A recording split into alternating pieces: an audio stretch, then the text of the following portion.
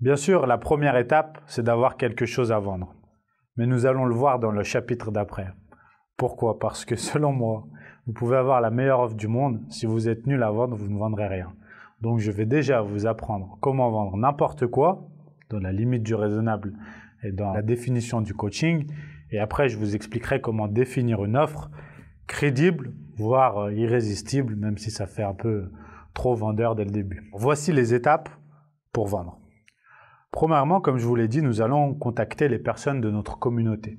Mais en vérité, les règles que je vais vous donner maintenant sont les mêmes pour les personnes de notre communauté ou les gens qui ne nous connaissent pas. Simplement, les étapes que nous allons suivre sont un petit peu différentes dans le degré dans lequel nous allons aller, puisque les gens qui nous connaissent forcément sont plus à même de nous écouter, plus faciles à contacter et nous trouverons tout de suite plus crédibles, alors que maintenant, sur les réseaux sociaux, beaucoup d'autres secteurs comparé au nôtre, emploie déjà les méthodes que je vais vous donner pour d'autres produits. Un exemple très simple, sur votre compte Instagram, aujourd'hui, vous allez recevoir 10-15 messages par jour de comptes qui vous proposent d'acheter des followers ou de développer votre communauté, forcément.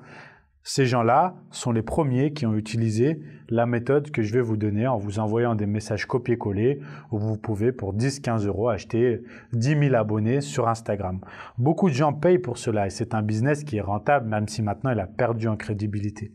Bien sûr, ce que l'on va proposer est beaucoup plus concret, beaucoup plus réel, mais la démarche que l'on va employer en soi s'apparente à ce système, sans tomber dans le cliché. Le but est donc dans un premier temps de rédiger 2 scénarios types. Nous allons rédiger un scénario où nous contactons une personne qui nous connaît déjà, que nous sommes déjà censés connaître parce qu'elle est dans notre communauté, et nous allons écrire un scénario où nous contactons une personne absolument inconnue qui ne nous connaît ni d'Ève ni d'Adam et qui va juste voir notre pseudo Instagram apparaître avec notre nom professionnel, donc ça va. Mais quand même, cette démarche va lui paraître un peu bizarre parce qu'elle n'a jamais vu ce nom nulle part. Cela peut l'intriguer ou au contraire peut la freiner. Il faut donc que dans notre scénario, on soit le plus large possible et que l'on prévoit toutes les options.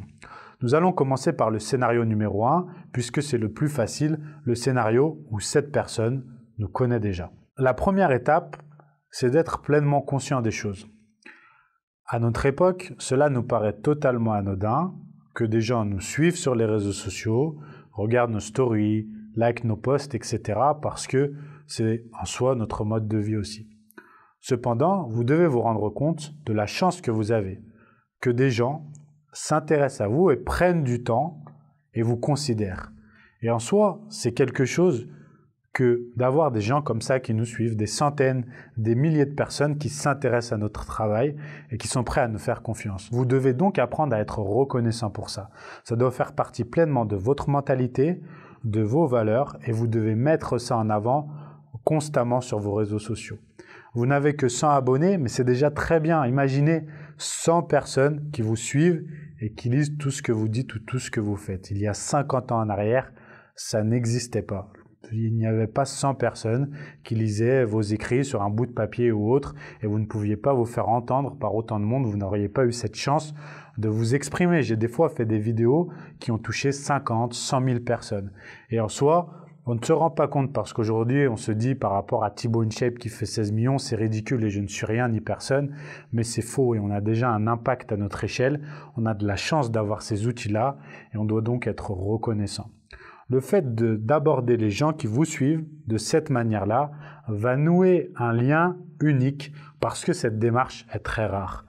Je vous conseille donc, dans votre premier scénario, de commencer toujours par remercier la personne pour l'intérêt qu'elle vous porte et le simple fait qu'elle soit abonnée à votre compte. Si c'est votre sœur ou votre frère, bien sûr, ne le faites pas. Heureusement qu'il est abonné à vous. Mais si c'est quelqu'un que vous ne connaissez pas ou peu, un client potentiel, un prospect, alors commencez par cette étape. Exemple, bonjour Paul, merci beaucoup de me suivre. Et ensuite, alors, on commence la démarche. La première étape, souvenez-vous, c'est d'écouter avant de proposer. Si vous commencez par proposer tout de suite vos services, par proposer un produit ou autre, vous faites une très grave erreur et vous ne vous différenciez pas des appels que vous recevez pour Bouygues, Orange ou SFR.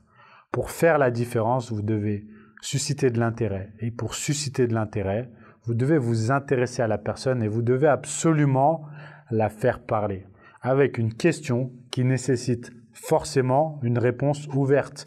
Pas juste un oui ou un non. Parce que si c'est juste un oui ou un non, vous allez être très vite bloqué dans le dialogue. C'est là où le scénario est important pour le faire en entier de vous-même et ne pas vous retrouver bloqué. Bien sûr, votre scénario et votre méthode va évoluer au fur et à mesure des techniques. Vous allez travailler sur cela. Mais la première étape, bonjour Paul, merci beaucoup à toi de me suivre. Est-ce que mon contenu t'aide dans la vie de tous les jours, dans ta progression? Première étape.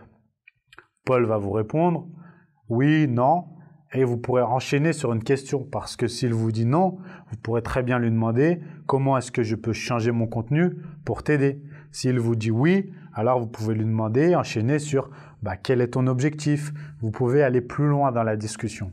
Et c'est ce qui fait que vous allez pouvoir aller étape par étape vers une vente.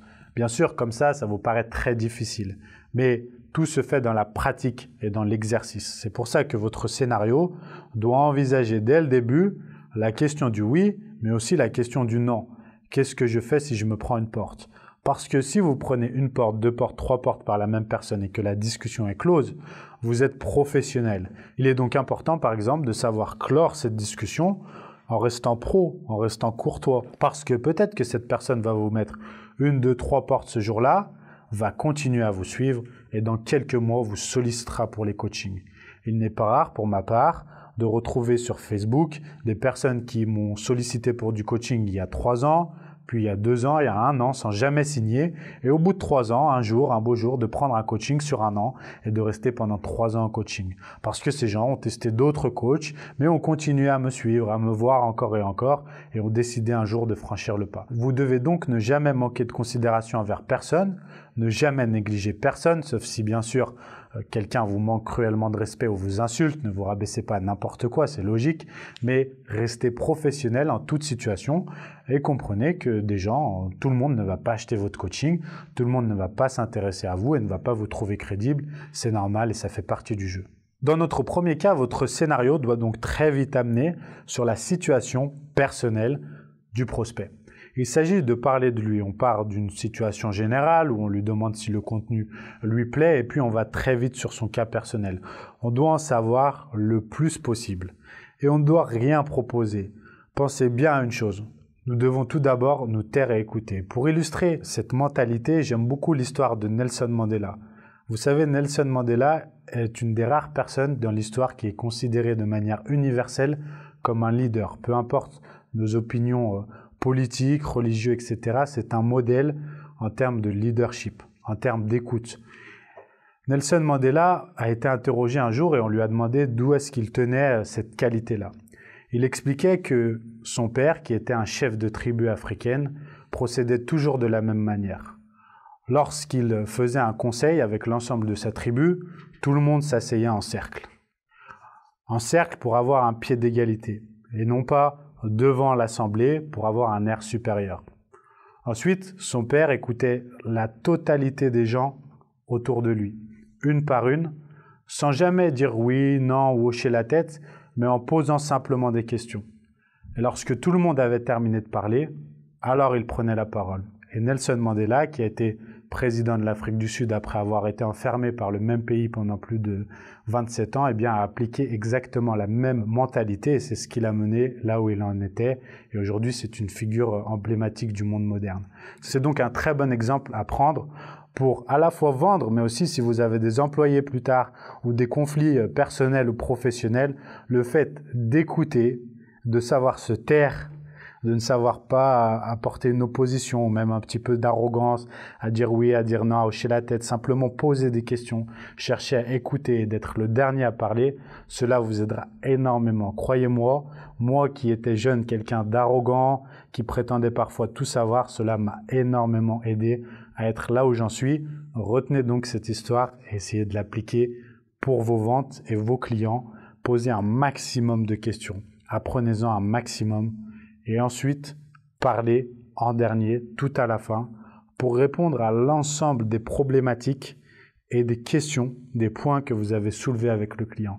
Cela vous fera perdre moins de temps et vous aurez tellement tout ciblé, répondu point par point, contrecarré toutes les interrogations du client, qu'il pourra vous faire confiance pleinement à 100%.